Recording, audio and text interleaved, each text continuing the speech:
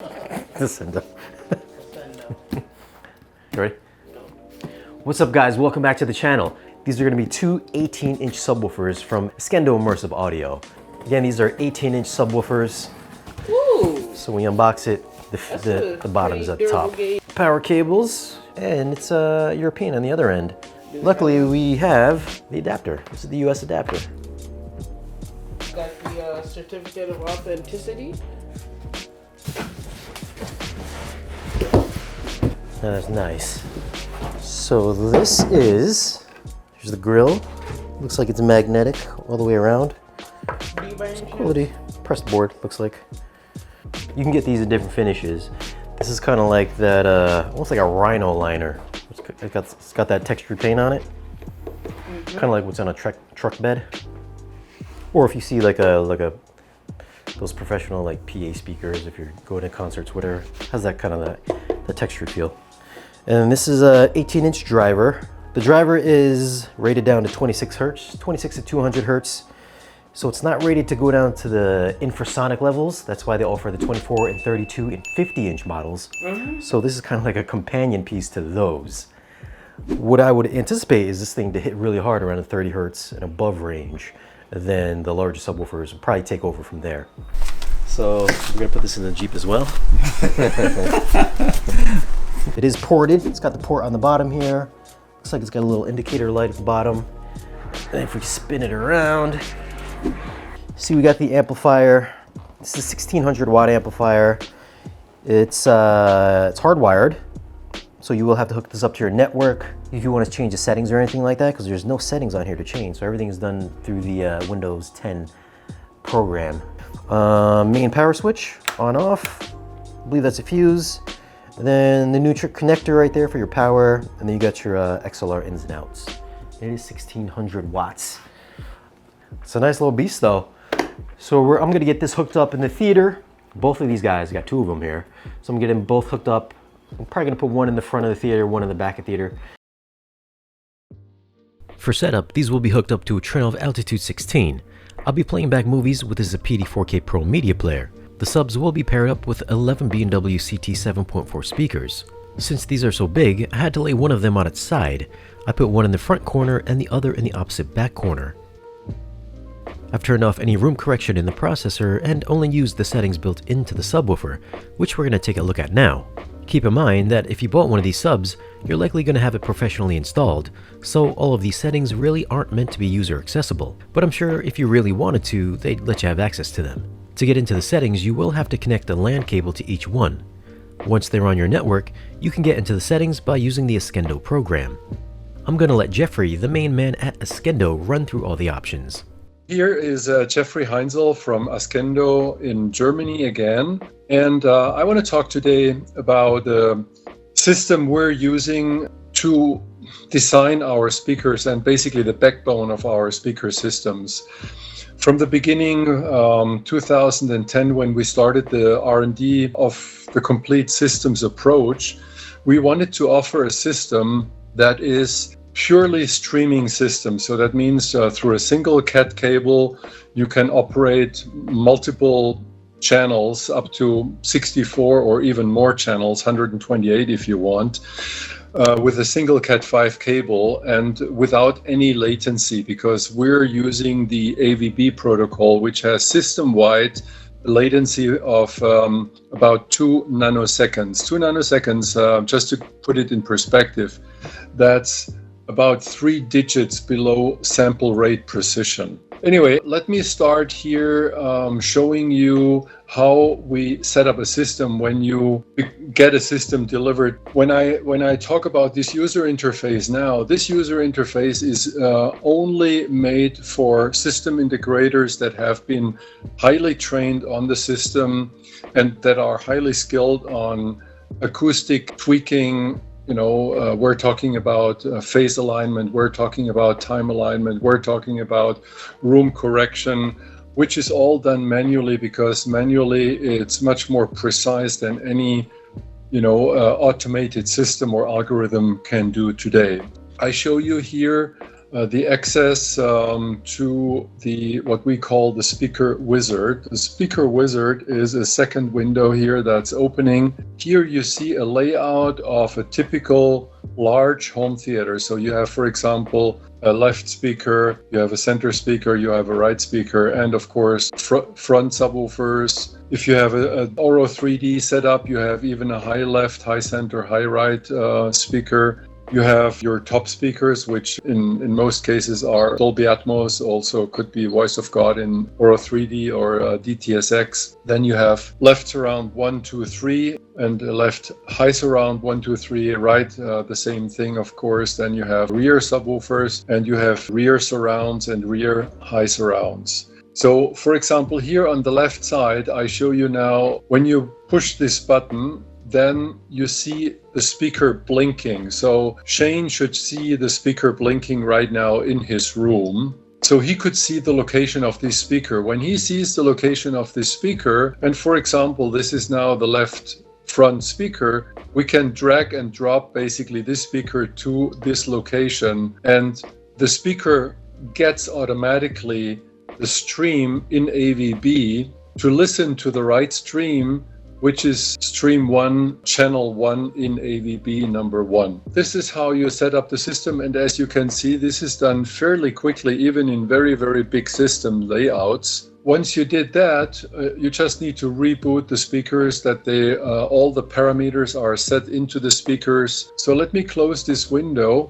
So in case you're having a processor that carries 12 or let's say 16 channel as a limit of outputs that are rendered by the processor, then what you could do in our system, you could add other speakers to that very same channel. You could listen, for example, when you listen to, let's say, a left side surround on AVB number 4 here. So what we could do is we could have a second speaker now also listen to AVB number 4 and just give it a different time delay. That means you're having a virtual matrix now in our system to duplicate a speaker, and you could do basically the time alignment in our speaker system. So you can do double, triple, quadruple, whatever, doubling up basically on the surround speaker channel or on the ceiling speaker, Dolby Atmos speaker, surround speaker, subwoofer, to perfectly even align them. It's basically the same thing like most of the bigger processors other than the Trinov do. They cannot render more than 16 channels just because of DSP limitations in most processors. And so when they offer more channels, all they do is basically doubling up on the same surround channel. You can do the same thing in our system by doubling up and just adding another time delay, so you still have a perfectly time aligned system to your main listening position and get the same perfect imaging and rendering inside your room. Then you should see in the single device view all the speakers, and sometimes you see here 30-40 speakers popping up. Now in this case we have only 2 speakers in the system, which are subwoofers. So you see, for example, here in group B, it's a subwoofer, which is also part of the main group. The main group contains all speakers in the entire system. And you see here, for example, in input presets, which is called Shane 1. So this is a preset Shane did for his room. And you see also the system preset, which is in this case the SMS18. Now, when we go to the speaker view, here you see all the individual speakers showing in the system. In this case, it's a speaker with the IP address 192.168.51.37 and .39.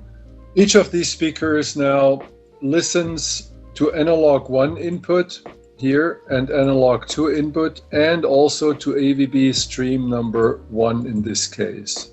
Of course, Shane is not using AVB streaming. He's using legacy analog inputs from his Trinov processor. Now, when you look here at the output filter, this is the filters that are set for this particular speaker called SMS18. And you see that here we have, for example, a low-pass filter, 150 Hertz with a bezel fourth order and a high pass filter, which is defeated. And then we have a little bit equalization here. That's a preset. Then we have an input filter, and in the input filter, you see there is only one filter set, which is 21 Hertz with -5 dB and a Q of 10. Obviously, this is a room mode that has been detected while Shane measuring his room. Now here you have 10 filters. You can have all kinds of different filter settings. For example, here you see you have a peak filter, which is normal parametric EQ. Then you have a low shelf, you have a high shelf filter, a low pass filter, a high pass filter, an all pass filter for phase alignment, and a band pass filter.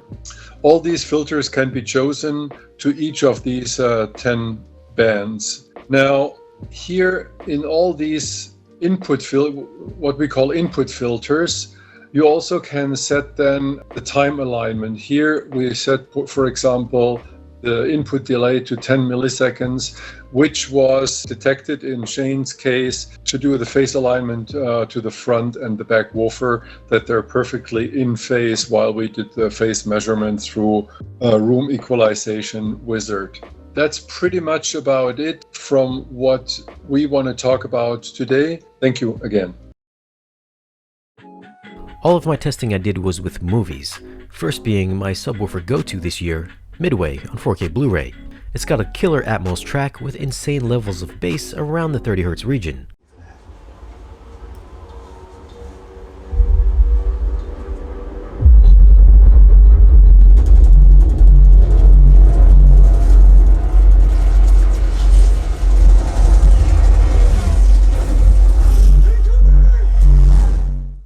Alright, first thought was, I've never heard bass so visceral in my theater before. I think you could tell by the looks on everyone's faces that these subwoofers mean business. This was full-on room pressurizing LFE. It was so strong, in fact, it knocked over the tower fan that we had in the room. The subs kept that pulsating bass at a smooth, constant flow, and did not sound boomy or muddy in any way.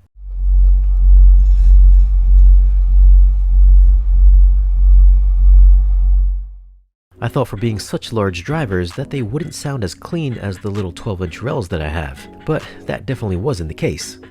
Next movie I threw in was Kong Skull Island on 4K Blu-ray. This is another reference Atmos track with ample output below 20 Hz. The chopper blades spinning and Kong stomping are some of the things you should listen for.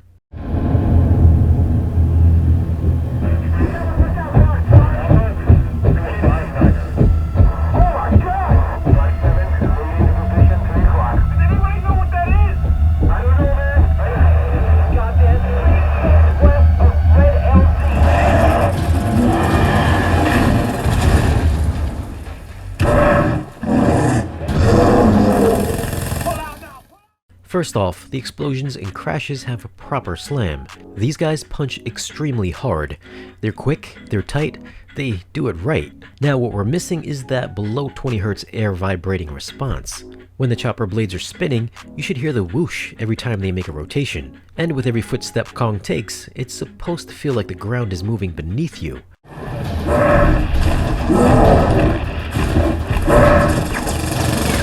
Kill this son of a... I've heard this movie many times with the PB16s, and I've always felt those low frequencies. They don't have the same punch as the Ascendos, but they certainly excel down low, and that's where these 18s fall short. The Ascendos are only rated to 27 Hz, so I wasn't all that surprised. I next threw in A Quiet Place. This has got one of my favorite mixes in Dolby Atmos. We're gonna listen to the kids playing Monopoly till they accidentally knock over the lamp.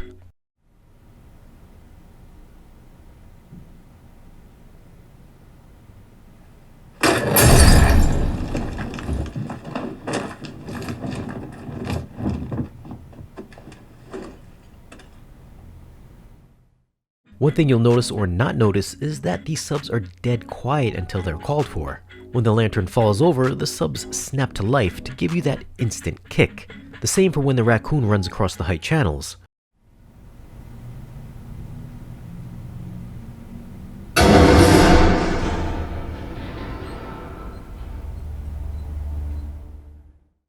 From dead silence to the most abrupt sound effect, you can feel how dynamic these 18-inch drivers are. So just because they're big doesn't mean they can't start and stop in an instant, which also makes them a very musical subwoofer. Last but not least is Edge of Tomorrow on Blu-ray. We're talking single-digit infrasonics here, and I think you know what's going to happen.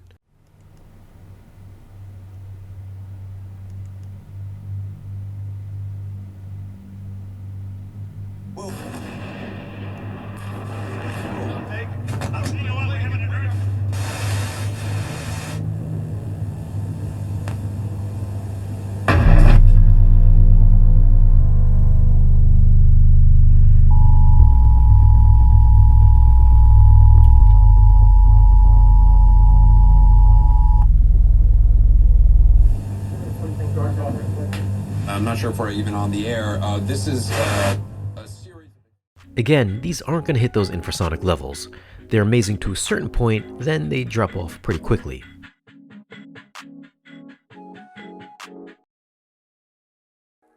These really should be paired with their larger 24, 32, or 50-inch subwoofers. The main purpose of those is to only produce those ultra-low single-digit frequencies.